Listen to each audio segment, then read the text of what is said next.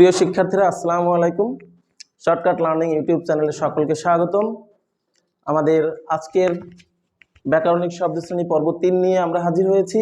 আমাদের নিয়মিত এইচএসসি বাংলা দ্বিতীয় পত্র ব্যাকরণ অংশের আপডেট পেতে চ্যানেলটাকে সাবস্ক্রাইব করে সকলের সাথেই থাকুন। আমাদের ব্যাকরণিক শব্দশ্রেণীর আজকে পর্ব 3 নম্বরের আলোচনার বিষয় হচ্ছে অব্যয়। অব্যয় অংশে 3 প্রকার অব্যয় নিয়ে আলোচনা হবে। সাধারণত আমাদের পরীক্ষাগুলোতে এই 3 ধরনের অব্যয়ই আসে, সেটা হচ্ছে যোজক, অনুসর্গ আর আবেগ শব্দ। আমাদের প্রথম আলোচনার বিষয় হচ্ছে যোজক। যোজক ইংরেজিতে আমরা বুঝি কনজাংশন, বাংলায় এক কথায় আমরা যদি বলি যোজক হচ্ছে যুক্তকারী শব্দ। যোজক হচ্ছে যুক্তকারী শব্দ, যা বাক্যের দুইটা অংশকে যুক্ত করে দেয়।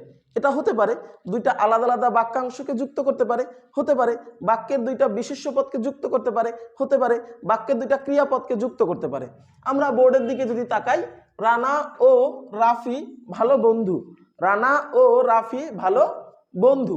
এখন রানা ও রাফি, এখানে রানা ও রাফির ভিতরে সম্পর্ক তৈরি করে দিছে হচ্ছে ও। এখন আমরা যদি বলি যে আমি যখন বাড়ি যাব সে তখন আসবে, আমি যখন বাড়ি যাব, যখন, এই শব্দটা হচ্ছে আমাদের যোজক, কারণ এটা পরের অংশের সাথে সম্পর্ক তৈরি করছে।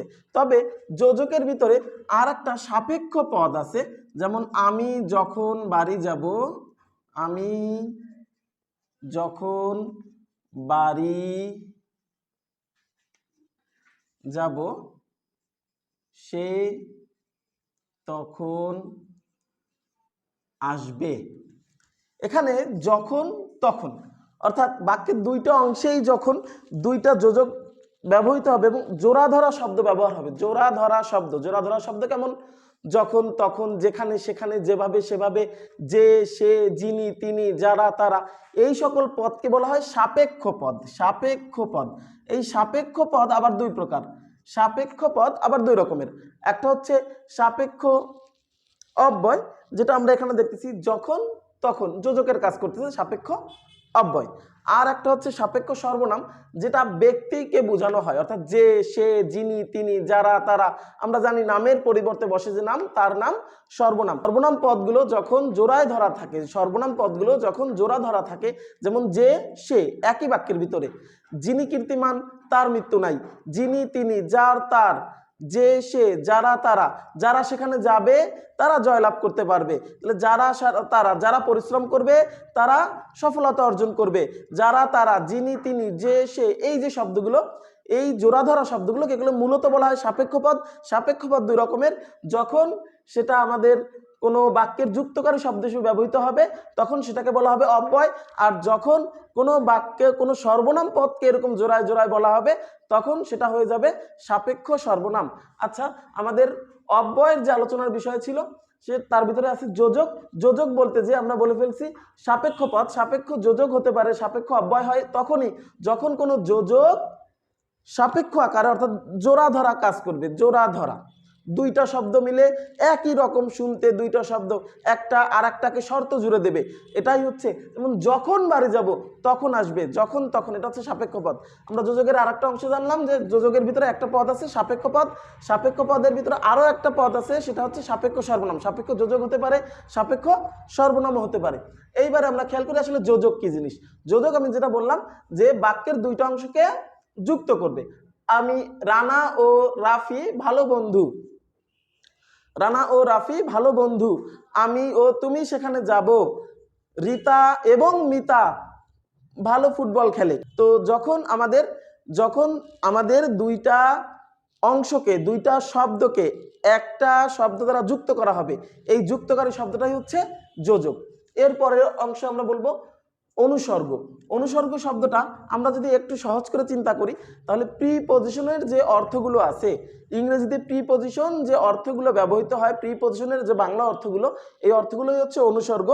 অনুসর্গের ক্ষেত্রে আরেকটা আমি বলি, অনুসর্গ ব্যবহৃত হয় শব্দের পরে আর প্রিপজিশন ব্যবহৃত হয় শব্দের আগে। অর্থাৎ ইংরেজিতে আমরা অনেক সময় বলি যে আমরা বাংলাদেশে বাস করি, কথাটা বললে উই লিভ ইন বাংলাদেশ। এই ইন বলতে আসলে ভিতরে বোঝায়, বাংলাদেশে মানে বাংলাদেশের ভিতরে বাস করি। বাংলাদেশের ভিতরে। তো যখন আমরা এটা ইংরেজিতে বলবো লিভ, বাস করি, ইন বাংলাদেশ, কিন্তু বাংলায় যখন বলবো বাংলাদেশের ভিতরে, ভিতরে শব্দটা চলে যাচ্ছে নামের পরে, আর ইন শব্দটা আসছিল নামের আগে। অর্থাৎ প্রিপজিশন বসে নামের আগে, কিন্তু অনুসর্গ বসে নামের পরে, কিন্তু মূল দুইটা জিনিস একই। এটা আমরা একটু খেয়াল করি। পাশে থাকা যে স্ক্রিনে এখন একটা ছবি ভেসে উঠলো, এই ছবিটাতে আমরা খেয়াল করি এখানে ইংরেজি এবং তার অর্থ, ইংরেজি প্রিপজিশন এবং তার অর্থগুলো দেওয়া আছে। এখানে বলা আছে অফ মানে এর, ফর মানে জন্য, ফ্রম মানে হইতে, অন মানে উপরে, ইন মানে ভিতরে, টু মানে প্রতি, ইনটু মানেও ভিতরে, অ্যাট মানে দিকে, বিহাইন্ড মানে পিছনে, ব্যাকওয়ার্ড মানে পিছনে, উইথিন মানে সময়ের মধ্যে, উইদাউট মানে বাদে বা ছাড়া, আফটার পরে বা অনুসারে, বিফোর আগে বা সামনে, অ্যাবাউট প্রায় বা সম্পর্কে, বিসাইড তাছাড়া বা পাশাপাশি, বাই দ্বারা, পাশে, মাধ্যমে, বিটুইন দুইয়ের মধ্যে সম্পর্ক বুঝাইলে এবং অনেকের মধ্যে সম্পর্ক বুঝাইলে, ফরওয়ার্ড সামনে, অ্যাবোভ উপরে, ওভার উপরে, আপ উপরে, অ্যাজ হিসেবে, অ্যাজের আরেকটা অর্থ আছে আমরা জানি মতো, টিল মানে পর্যন্ত, আনটিল মানেও পর্যন্ত, আউট বাইরে, অ্যারাউন্ড চারিদিকে, উইথিন উইথ সাথে, অ্যাগেনস্ট বিরুদ্ধে। অর্থাৎ এই যে প্রিপোজিশনগুলোর অর্থটা আমরা স্ক্রিনে দেখতে পাচ্ছি, এই প্রত্যেকটা বাংলা অর্থই আমাদের অনুসর্গ। এক কথায় প্রিপোজিশনের যত বাংলা অর্থ আছে এই অর্থগুলোই যে কাজ করে অনুসর্গের মতো। অর্থাৎ প্রিপোজিশনের অর্থগুলো আমরা তো ইংরেজির জন্য পড়বই, সেক্ষেত্রে প্রিপোজিশনের অর্থগুলো যেখানেই আমরা পাবো বাংলায় সেটাই বুঝবো এটা হচ্ছে অনুসর্গ। এরপর হচ্ছে আবেগ শব্দ।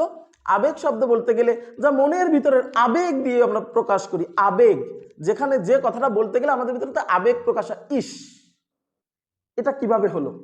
এই যে ইস বললাম, হায় তার কি অবস্থা, এই যে হায় এটা বললাম, আহ বাহ জিনিসটা তো খুব সুন্দর।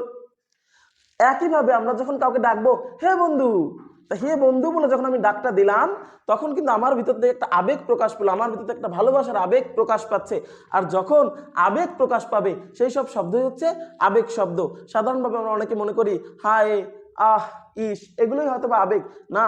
অনেক শব্দ আছে, অনেক সম্বোধনসূচক শব্দ যা বলে আমরা ডাকি আবেগ ডেকে, ও ভাই শুনে যাও, ও ভাই বলে যখন ডাক দিলাম, ভাইকে তো আমরা অন্যদিকেও বিশ্লেষণ করতে পারি, কিন্তু এই বাক্যে ও ভাই বলে যখন আমরা ডাক দিলাম আমার ভিতর থেকে আবেগ বের হয়ে আসছে।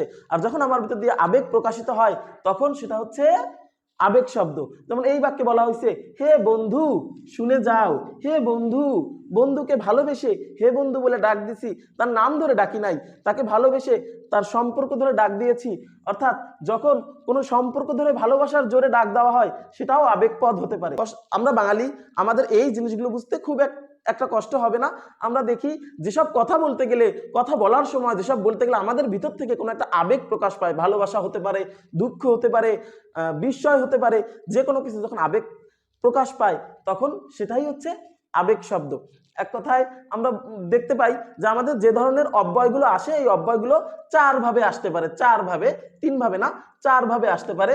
কখনো কখনো এটা আসতে পারে যোজক হিসেবে, কখনো কখনো এটা আসতে পারে অনুসর্গ হিসেবে, কখনো কখনো এটা আসতে পারে আবেগ শব্দ হিসেবে, আবার কখনো কখনো সাপেক্ষ অব্যয় হিসেবে বা সাপেক্ষ পদ হিসেবে আমাদের অনেক সময় বলতে পারে।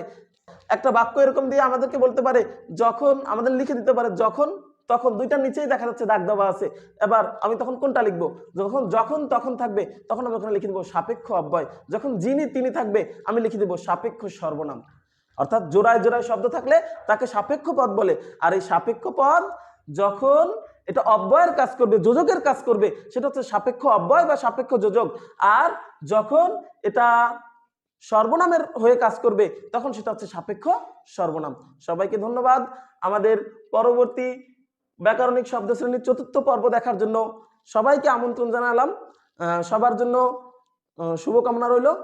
তবে যাওয়ার আগে একটা ছোট্ট প্রশ্ন করে যাই, প্রশ্নটার উত্তর আগামী পর্বে দিয়ে দেবো ইনশাল্লাহ।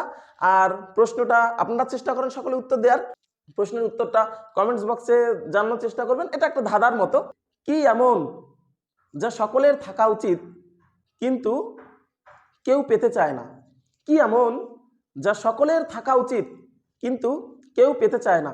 সবাই চেষ্টা করবেন উত্তর দেওয়ার। উত্তরটা আমি অবশ্যই আগামী পর্বে দিয়ে দিব।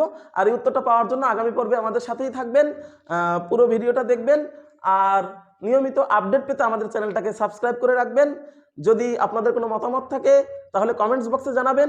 যদি আমাদের ভিডিওগুলো ভালো লাগে তাহলে লাইক দিয়ে পাশে থাকবেন। আল্লাহ হাফেজ।